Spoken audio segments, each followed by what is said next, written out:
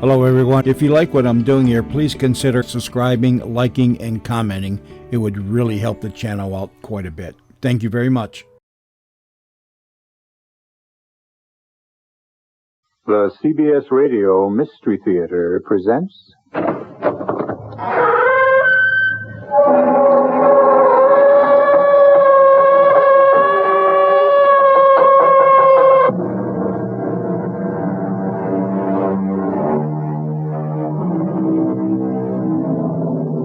Come in. Welcome. I'm E.G. Marshall. Most animals live out their lives in the company of other animals of their own species. Wolves live in packs, lions live in prides, whales swim in the company of other whales. Now and again we encounter an animal who is a loner, like the tiger or the panther. But horses seek out other horses, zebras other zebras, penguins stay with other penguins, and seals with other seals. Man is no different. He chooses to live close to other men, and when he doesn't, he is considered a curiosity. What happens to a human when he is deprived of companionship is the theme of our story. She's at it again, sir. What are you talking about? It's the boy. He's back. You don't mean... I do, sir. But it's been a year. Far as we know. You're sure about this? Positive, sir. The boy is back.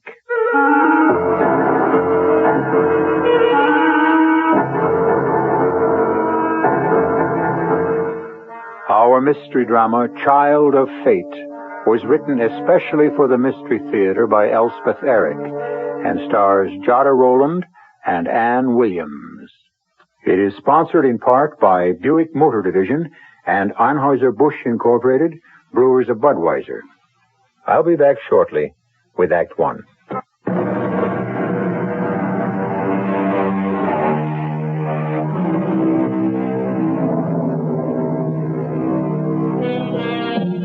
In a place whose name I cannot tell you, set far back from an unpaved road, behind tall trees, stands an old house, made of stone and covered with ivy, wisteria, and silver lace. A lake sparkles at the foot of a soft-rising hill. Flowers grow gracefully in careful beds. There are birds and squirrels, chipmunks and raccoons, crickets and frogs. Now and again a young deer ventures to the edge of the wood and peers out. All is calm and reverent and self-contained. Raise you to the raft! Slow poke! You'll never make it! Oh, beat ya! Oh, you're getting old, Gerald. Old and slow.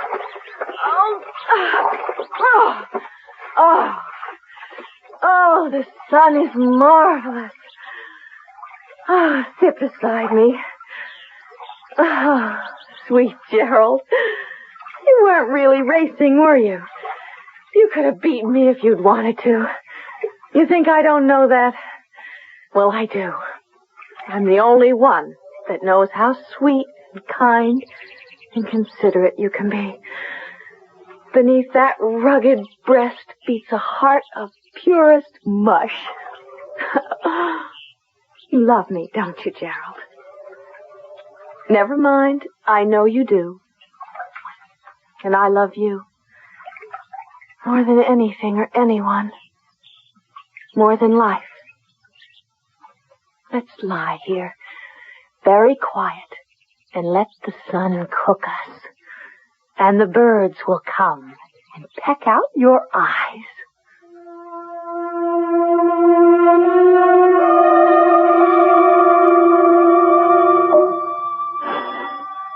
I'll get the door, Edna. I know who it is. Miss Tarcher? Yes. Mr. James Trent. Yes. Do come in. Thank you. Did you have trouble finding us? A little. We're very obscure here. There was no one to ask, apparently. We have no neighbors nearer than 6 miles. Oh, do come into the library. Thank you. Oh, What a beautiful room. You like it? Oh, very much. My wife designed it. Well, the whole house, for that matter. She has exquisite taste. She died last year. Oh, I'm sorry. I didn't know. She'd been ill for some time. 15 years, actually. Ever since Halcyon was born. Your daughter? Yes. What a lovely name. Well, the Halcyon is a bird like the kingfisher. The ancient fable tells us that it nests at sea about the winter solstice, and during its incubation it has the power to calm the waves. Oh, that's charming. From the fable, it came to mean calm, tranquil. Of course. I've heard of halcyon days, meaning a time of peace. Yes, peace. That's what my wife and I were looking for. In our child, in our home. This place belonged to my wife's father and to his father and his father, and so on for 8 generations. It covers 500 acres, and no one has ever sold a foot of it. How marvelous. To possess so much beauty. We always found it so. We seldom stirred off the property, any of us. Oh, Mr. Trent, didn't you send your daughter to school? No, we didn't. How old is she now? 15. Had never been to school. We taught her ourselves. Oh, I see. She's not an ignorant girl, Miss Archer. She reads a great deal. She's gone through fractions. She has some knowledge of history. Well, I didn't mean to suggest. My wife taught her sewing. Daniel, our gardener, taught her his own kind of botany. She knows her way around a kitchen, thanks to Daniel's wife, who's our cook. I taught her to ride a horse, to swim. Halcyon is far from ignorant. Well, you must have worked very hard with her. We did. How old are you, Miss Archer? I'm 27. Not too old. No, not too old. Not too old? For what? To be a companion to a 15-year-old girl. But your advertisement said you wanted a governess. That's what I am.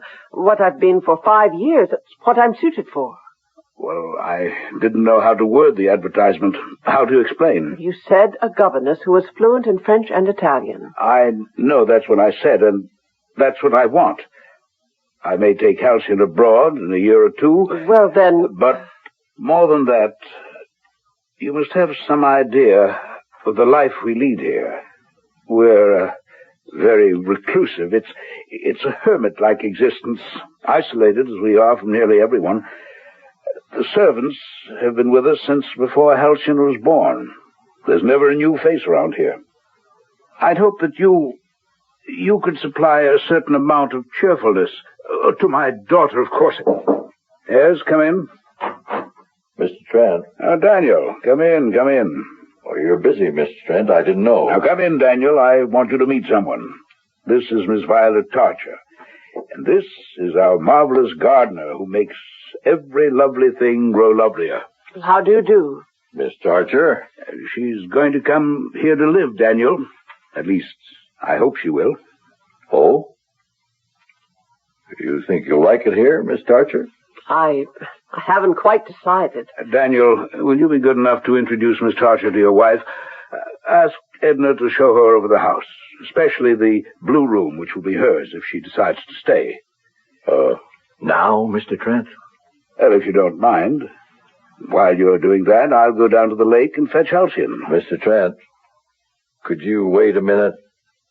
I'd like to talk to you. Can't it wait, Daniel? It's about Miss Halcyon. Oh. Well, take Miss Tarcher to the kitchen, turn her over to Edna, and come back here. I'll wait for you.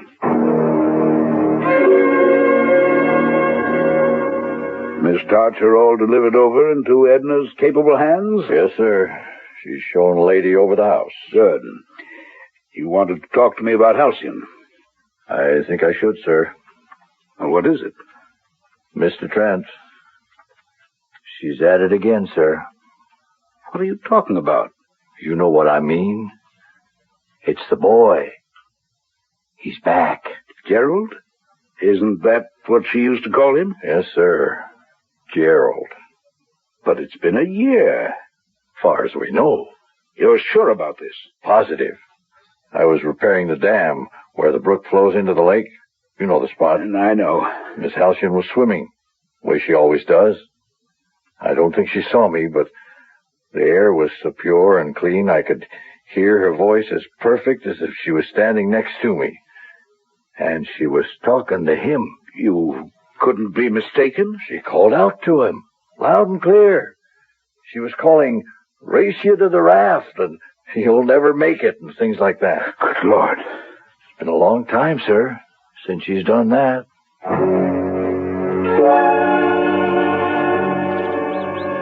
Did you see her, Gerald? Did you see her drive up in that taxicab?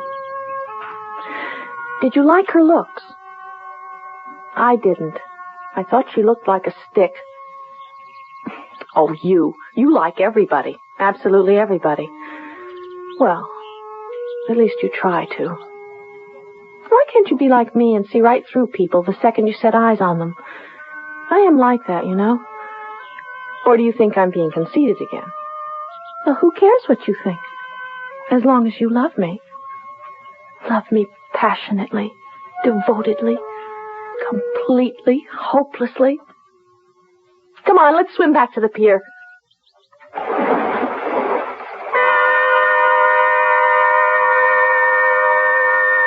Don't you think Miss Tarcher should be told, sir, if she's to stay on here? Well, I don't know that we have to tell her right away, Daniel. Edna and I don't mind about Gerald, Mr. Trent. We're used to having him around ever since Miss Halcyon was 5 years old. But a stranger moving in might not understand. Well, she hasn't decided to stay. Not yet. She might be put off.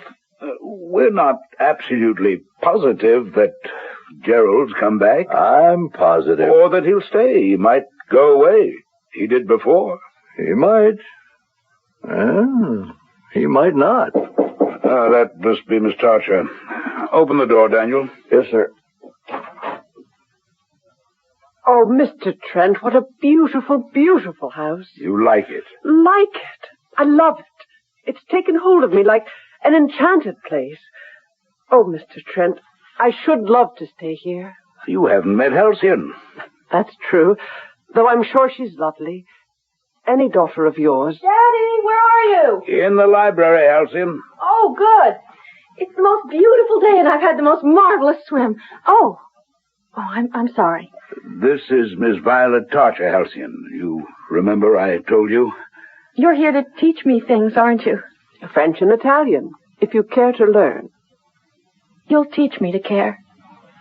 I know you will. Well, I'll try. So will I. We'll do great things, Miss Tarcher. Oh, Mr. Trent, your daughter's gone straight to my heart. I'd love to stay on, if you'll have me.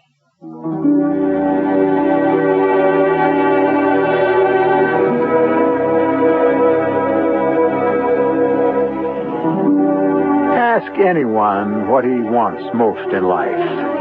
After he has given you the glib, the ready answers like fame, success, marriage, or children, after all that, you will discover that beneath and beyond all these desires lies the insatiable craving for peace of mind. We may think that wealth or fame will bring us peace, but the truth is, we do not care what brings it, if only we can achieve it. The bitter truth may be that such peace comes only in the grave. We'll come back shortly with Act Two. Now,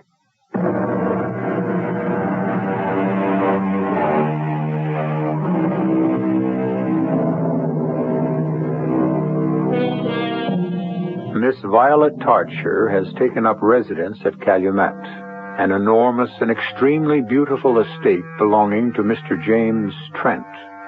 She is there to serve as companion to Mr. Trent's daughter, Halcyon. Until the previous year, Halcyon had received her education from her parents, but now her mother has died. Mr. Trent is concerned not only for Halcyon's education, but for her social contacts, which, aside from her parents and the servants, have been limited to a creature of her imagination named Gerald.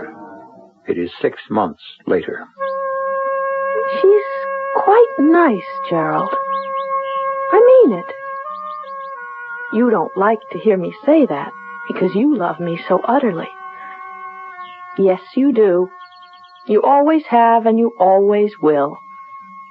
So don't bother to deny it. I could tell the biggest lie, steal the most priceless treasure, start fires, ravage the landscape, seduce all the men in the world.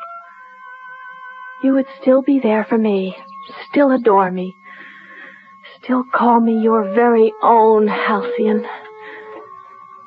We have such a beautiful relationship, don't we?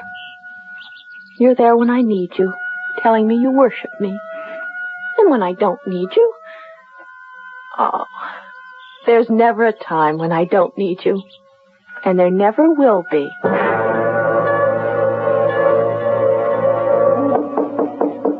Come right in, Daniel. Mr. Trent, do you want to talk to me? Please sit down. Thank you, sir. Daniel, you see quite a bit of Halcyon, don't you?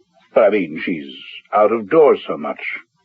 I only see her at mealtimes, really, but in between. Well, I don't exactly spend much time with her. No, but you must run across her during the day, catch sight of her, know where she is, what she's doing. Well, right now, I happen to know she's in the orchard. She's sitting in the tallest tree, way up the top. What's she doing there? She's been climbing those trees since she was a little girl. Sometimes she takes a book up there to read. How do you think Miss Tarcher's working out, Daniel? Do you think she's a good companion for Halcyon? I should say so, Mr. Trent. They do everything together. They swim, ride horseback, play tennis, go for walks. Miss Halcyon seems to be doing well in her studies. And I'm not worried about that. What I really wanted to know, and you're the only person I can discuss it with, you understand? I understand, Mr. Trent. You mean Gerald? Yes, I mean Gerald. Do you think she's still... that she still imagines he's with her? I'd say not as often, Mr. Trent. She's not alone so much anymore. What did we do to her, my wife and I? Letting her be alone so much. I don't think you should blame yourself, Mr. Trent. Many children invent companions. I did it myself as a youngster. Well, I don't think I ever did. My childhood companion was a boy my own age. Maybe a little older. Definitely a little taller. And very accomplished. But he never condescended to me. He thought everything I did was wonderful. He always wanted to play my games. He always wanted to hear what I had to say. Never interrupted. Never cut me off. Never contradicted me. Oh, he was a marvelous companion. I've never met another like him. I called him Tootie.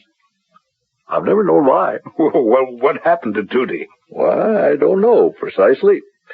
He just sort of wandered away as I grew up. When I first missed his company, I thought I'd lost something or someone. But it was something or someone I didn't really need anymore. It's a long time since I've thought about Tootie. And you think Gerald will just wander away? He might. Then again, how can we know? You're right. Of course you're right. Is that all, Mr. Trent? Just ask Miss Tarcher to step into the library, will you? When she's finished her breakfast. I think it's time I told her about Gerald. Perhaps she can encourage him to wander away.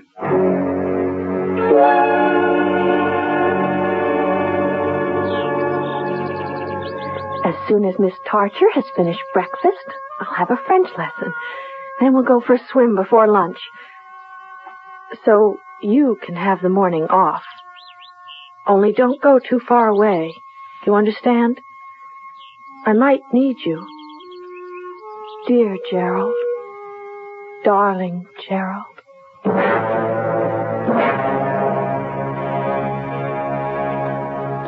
You wanted to talk to me, Mr. Trent. Daniel said... Yes, thank you, Mr. Archer. Well, nothing's wrong, I hope. No, everything's fine. You're enjoying it here? Oh, very much. And I'm enjoying your daughter. Good. I wanted to talk to you about her. She's coming along very well with her French. Italian is a little slower. It's difficult to master both at the same time, but she's making progress. If she'd had Latin, it would be easier. I'm sure she's doing very well. Oh, she is. But that's not what I wanted to talk to you about. Actually, you seem to have done Halcyon a lot of good, quite aside from the tutoring. Oh, it's very nice to hear that. You spend a lot of time with her, don't you, Miss Archer? Quite a lot, yes. We do a lot of things together. So she's really not alone very much, is she? Well, I don't tag around after her. She's entitled to some privacy. Well, of course, but Besides, she seems like a very self-sufficient young lady. Oh, she is, in a way. Miss Archer, would you mind very much if I called you Violet? No, I don't mind. You see, Halcyon's been alone so much, all her life. When she was a very small child, she invented a playmate for herself, a little boy her own age. Someone to talk to, someone to play with. That's not uncommon. I know that. But when a child grows into adolescence, does she still need this fantasy? Isn't the real world enough for her, or shouldn't it be? Well, I think it should.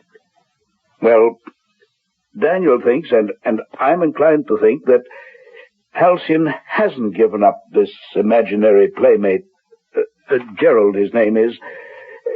She's really grown up with Gerald. Or should I say, Gerald's grown up with her. I've seen no signs of any aberration, Mr. Trent, if that's what you're trying to ask me. It is. Thank you for reading my thoughts. Halcyon's such a healthy child. Spends so much time out of doors. Daniel says she's in the orchard right now, high up in a tree. All that fresh air and sunshine. Well, how could she have any morbid thoughts? I hope you're right. I think I'll go get her out of that cherry tree so we can start her lessons. Then we'll go for a swim before lunch. You've made me feel easier about her. Oh, Mr. Trent, she swims so well. How about building a diving board at the end of the pier? Well, I taught her to swim. I don't know about diving. I could teach her. I'd love to. Good. That settles it. You'll get your diving board. Halcyon? Where are you? Here, Miss Archer. Well, where's here? Top of the big tree. Oh? To your right. Now straight ahead. Now look up. For goodness sake! I can hardly see you. I'm almost at the top. How in the world did you ever get up there? I climbed, naturally. Well, you certainly must have. This is the best tree for climbing on the whole place. Can you climb, Miss Archer? I used to, but I'm a little too old to do it now. Oh, try. Why don't you try? Well, why don't you climb down so we can start our lessons? Oh, try climbing up first. Want me to show you how? I don't think so. See that branch just above your head? Grab hold of that and swing your feet up. Go on, try it. Heavens. Go on, try. That's it. Oh. Now swing your feet up. Oh, I don't know if I... Oh, there. Wasn't that easy? Yes, it really was. Seems I haven't forgotten how after all. What do I do now? Grab hold of the trunk.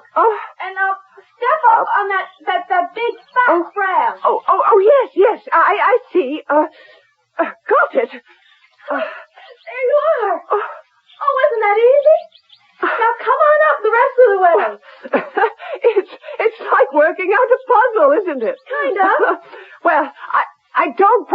climb to where you are. Oh, you will. It's easy. Come on. Oh. You're halfway up.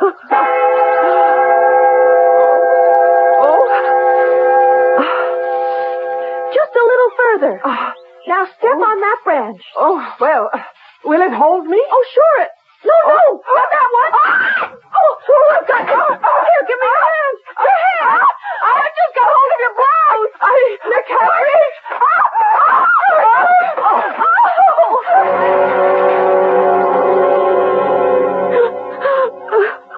I didn't let go, Daddy. I didn't let go. Her blouse tore. I was hanging on to it, and it tore and she fell. Is she going to die? Oh, no, honey. She's just bruised. She'll be all right.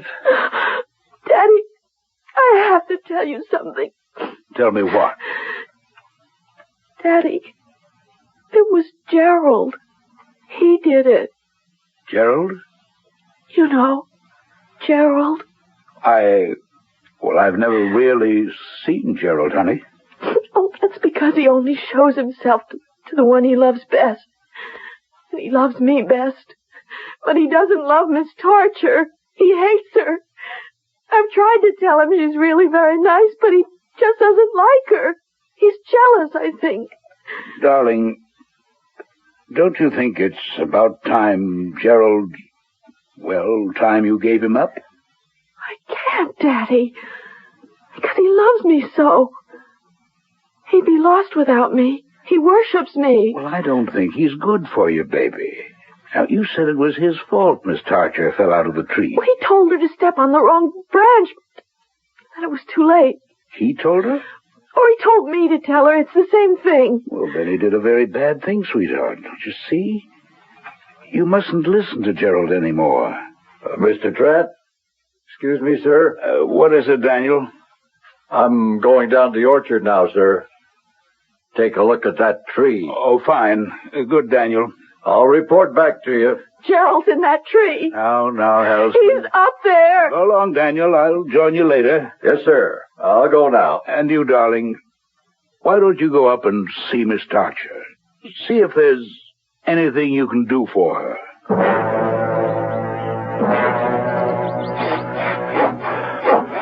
Rotted. Halfway through. No wonder. Why would anyone step on a branch like that? It's all your doing. You're bad. You're wicked. You're evil. You're an evil thing. You bring pain and hurt. Go back. Go back where you come from. Go back to hell, you wicked boy.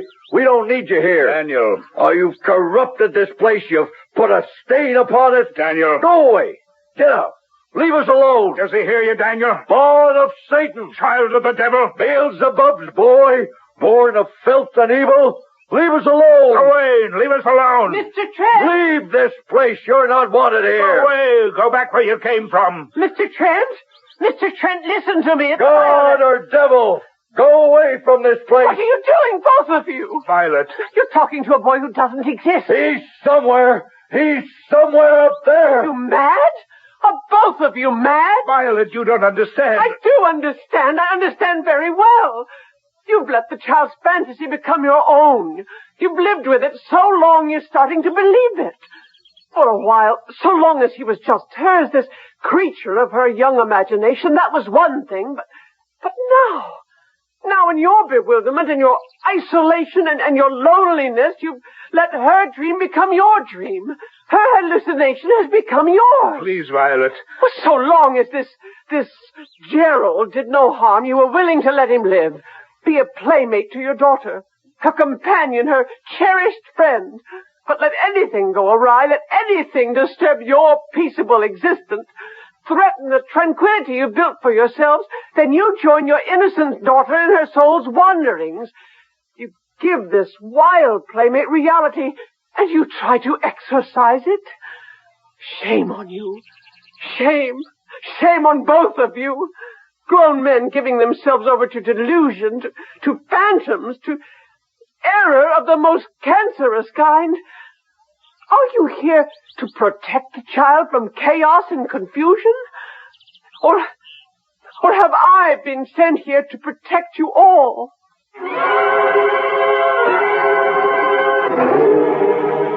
It is not a new phenomenon, the feeling of helplessness in the face of evil.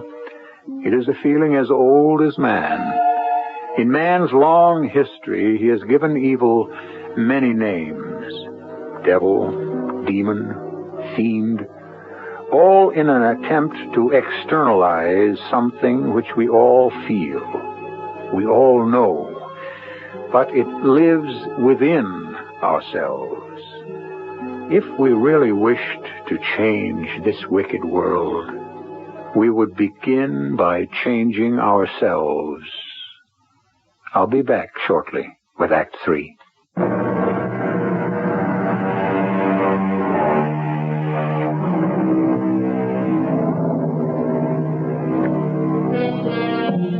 Halcyon Trent, daughter of James Trent, has lived all her 15 years at Calumet, a secluded estate 6 miles from the nearest neighbor.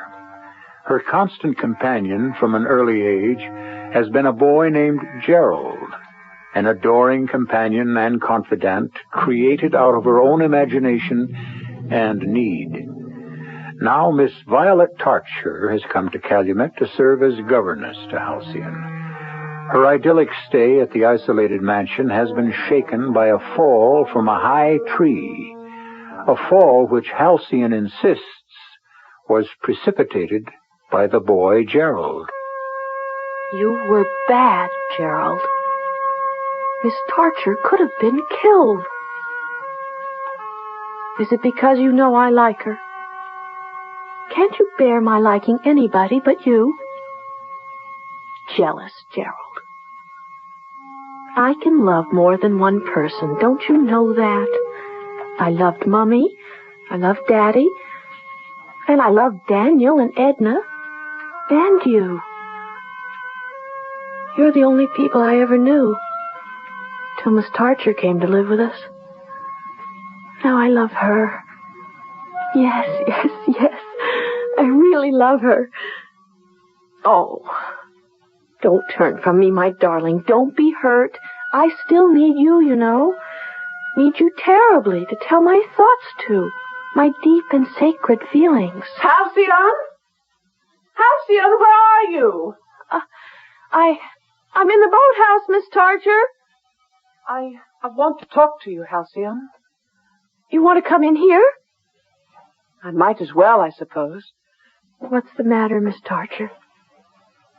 Halcyon, your father has told me that you believe this friend of yours was the cause of my fall from the tree. Did he tell you that? Yes. And Daniel told me the same thing. Is it true? You mean, did I tell them? Or do you mean, is it true about Gerald? Halcyon, it is not true about Gerald, because there is no Gerald. Now, don't turn your face away. Look at me. Yes, Miss Tarcher. You must know that you invented Gerald. Made him up many years ago when you were very little. Made him up on purpose to be a friend to you because you were so lonely. That's not true. Gerald is my friend. Of course he's your friend, but he isn't real. Gerald is my friend. He's 17, and he has long golden hair and beautiful blue eyes and the longest eyelashes of anybody. He's kind and good and loving and gentle, except for once in a while, like when he made you step on the wrong branch and you fell out of the tree, but he only did that because he's jealous of anybody I'm fond of, because he adores me and he thinks I'm wonderful and he wants to marry me. Halcyon! We weren't going to tell anybody till I was quite grown up, but now you know.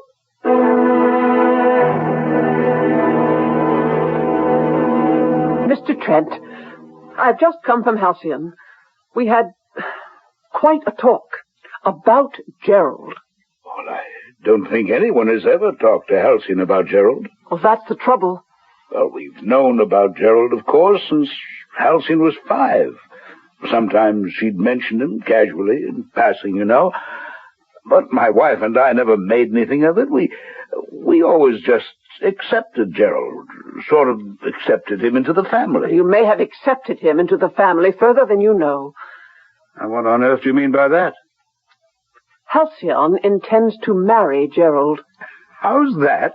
Gerald has blonde hair and blue eyes and gorgeous eyelashes. Did you know that? Why, no, I didn't. And as soon as they are quite grown up, they mean to get married. Oh, Miss Archer, Violet, this is really too much. She told me so. Well, I've no doubt she did, but really, when she's a little older, meets a flesh and blood young man... Mr. Trent, Halcyon is already 15 years of age.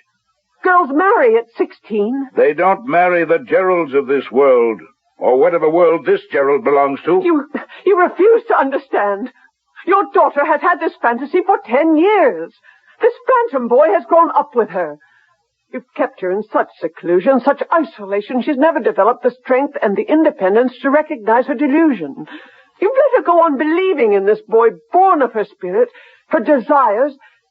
Yes, born of her loneliness. Don't you see, Mr. Trent? She may never let him go. Never. Well, in due time... Oh, the time is past due. The time is now. And even now may be too late.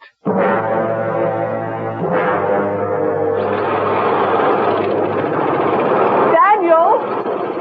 Yes, Miss Archer? I want to talk to you, Daniel, about Miss Halcyon. Yes, Miss Archer? I've just had a most exhausting, a most unfruitful conversation with Mr. Trent. Yes? About Gerald. Oh, the boy. Don't say the boy like that. He isn't a boy. He isn't anything but the product of Halcyon's imagination. Yes, Miss Archer. Only he's been around so long, I get used to thinking of him as a boy. But you must stop. And more importantly, Halcyon must stop. Why, Miss Archer? You can't stop people believing what they want to believe. Or make them believe what they don't want to believe. Then you won't help me. Well, help you do what? Persuade a young girl that the boy she's loved for 10 years and who's loved her is just a made-up thing? She'd call me a liar. She'd love him more than ever, and he her. She might tell him they were betrothed and planning to get married. How did you know that? Did she tell you? Tell me what? That they were planning to get married. No fooling. Did she say that? She most certainly did. Imagine that. You talk as though you believed in Gerald. As though you thought he really exists. That he's a real person. Well, I don't think he's a real person. Not a real person like you and me, but I don't know if I think he exists or if I don't. He might. Then again, he might not. How's the diving board coming, Daniel? About finished, Mr. Trent. Very handsome. Got a good spring to it. Daddy! It's Halcyon, Miss Archer. Yes, dear? Oh, come on in for a swim with us. Oh, not today. Oh, it's such a lovely day. Maybe later. For now, I'll just watch you two. Can I try out the diving board, Daniel? Go ahead. Come on, the water's wonderful. Your turn, Violet. Very nice. Change your mind, Mr. Trent? I'd rather watch. Race you to the raft, Halcyon. Okay. Help! Help! Violet! Miss Archer! I'm going down!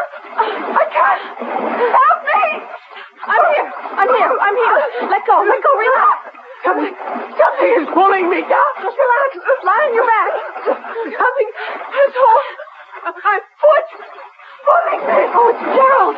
Gerald, let go. Gerald, I command you. Gerald. Let go, Gerald. I'm telling you to let go. Go away. Yes. Gerald. Let go. Go away, Gerald. That's it. Now lie on your back, Miss Archer. Arch your back. Let go. I'll throw you in. Are you all right? All right. I think Gerald's gone, Miss Archer. I know. Everything will be all right now.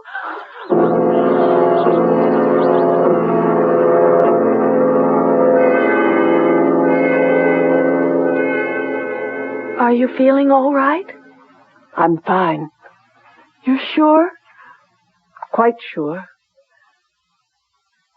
Gerald let go just in time. That wasn't Gerald. It wasn't. You must have been over one of the springs. It did feel cold suddenly. There's 7 springs in that lake. I did have kind of a cramp in my leg. I know it wasn't Gerald. There is no Gerald, Miss Tarcher. No? There never was. Oh. I made him up. Oh. A long time ago. I made him up. When did you decide that you'd made him up? When you spoke to him. In the lake. When you said, "Let go, Gerald. Go away, Gerald." And I knew there wasn't any Gerald. You didn't need him anymore. Not like I used to. Do you think you'll ever need him again? Maybe. When I'm lonely. When I need somebody to talk to. But of course I'll have you, won't I? Me. And other people. Daddy? Maybe. Soon. Lots of other people. Did your father tell you? He and you and I are going abroad soon. To Paris and Rome and London. Oh, you'll meet lots of people. Lots of boys. Real boys? Real boys, darling. Real boys.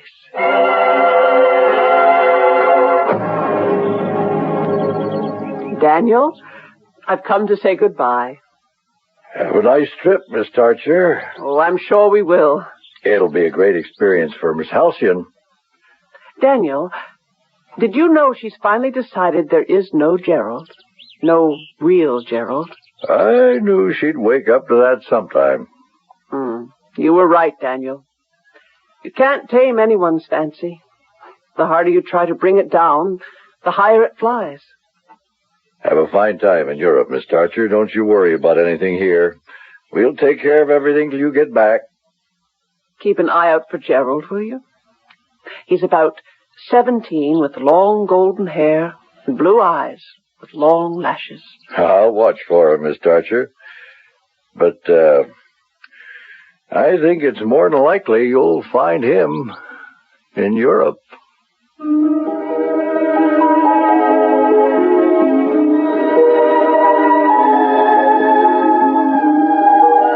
For your information, Violet Tarcher and James Trent were married the following year. As for Halcyon, she became engaged to a young man with blonde hair, blue eyes, and very long lashes. An Englishman, I believe, from London. As for Gerald, for all I know, he's hidden himself in the woods, waiting, still waiting to be called out to play by some young girl. I'll be back shortly.